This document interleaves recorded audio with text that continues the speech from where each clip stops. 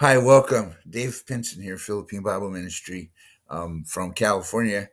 Very, very much jet lagged, but I had to post this video because I want to do a correction to a video I made. Had a couple hundred hits, and I just want to I made a mistake about do not white out your Bible. So here's what happened. I know it's not a huge deal because it's one word and it doesn't affect anything to do with doctrine, but I was just trying to see, like sometimes there could be errors because of the translations or whatever. And then somebody said, it's actually that word Ramses actually is in the Hebrew text. And I said, well, why doesn't it, why doesn't it show up when I did my search? Um, so what it was I didn't really research it well enough, to be honest with you. The website I use that shows me the Hebrew words or the Greek words, it wasn't really in the right order. Um, so the words weren't really aligned right. But what I did was I went and looked it up. Somebody said, "Well, you should learn Hebrew before you start talking like that." And I'm like, "Well, I don't have to learn Hebrew because there's an online Bible. There's an online Masoretic text that shows the Hebrew and the English, and the word Ramses is in there."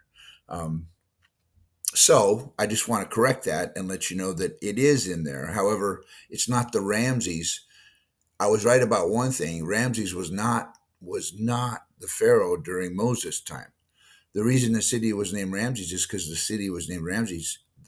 The actual Ramses, the pharaohs didn't come around for many years later.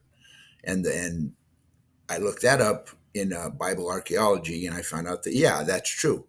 So I was right about the fact that it wasn't a Ramses that it was named after. It was the opposite. The people were actually named after Ramses, which was most likely a god. They had hundreds of gods, and most of the pharaohs were named after gods, or vice versa. Gods were named after pharaohs. So it turns out that I was right about part of it, but then my assumption, I made an assumption. You know what happens when you make an assumption? I made an assumption that because Ramses hadn't been born yet, that there couldn't have been a city called Ramses.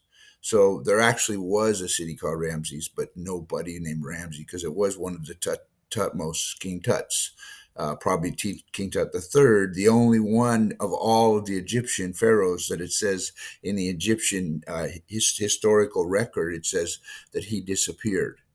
He mysteriously went to heaven, and we all know that he didn't mysteriously went to heaven. He was drowned in the parting of the Red Sea. So that's how we know which. That's how we can date Moses and the Pharaoh. So I just want to say, and I want to show you right here.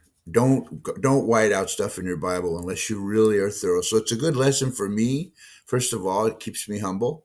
That's one of the things I want to do is be humble, and so it keeps me humble that know that I can make mistakes. Of course, everybody makes mistakes, and I just want to show you right here in the Bible that I whited out. I'm going to go ahead and write back in the word Ramses, Pythos, and Ramses,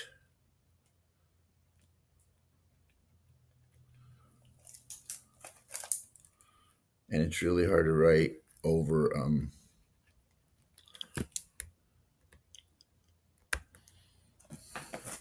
There we go. It says right down here, and Ramses. Don't be whiting stuff out of your Bible. So sorry. So now I have not only do I have a better way to study the text because now I'm instead of going to that website and looking for the way they organize the words to prove to me that whether it's in the original or not, I'm actually just going to go to the original and look at the English because they have some, and plus I might get that book, the Torah, in English and Hebrew. So instead of learning Hebrew, I'm just going to find a way around it. I think at my age, it's probably more important that I learn the language of Mindanao, that I learn Visayan than Hebrew. Anyway, God bless you guys, and sorry about the mistake. So that's why I'm posting this because I don't mind being wrong about stuff like that. I just want to make sure that you know that I know because I don't want a couple hundred people walking around going, that word doesn't belong in the Bible according to David Pinson. Not a scholar, by the way, but learning. So God bless you guys. Ta ta for now.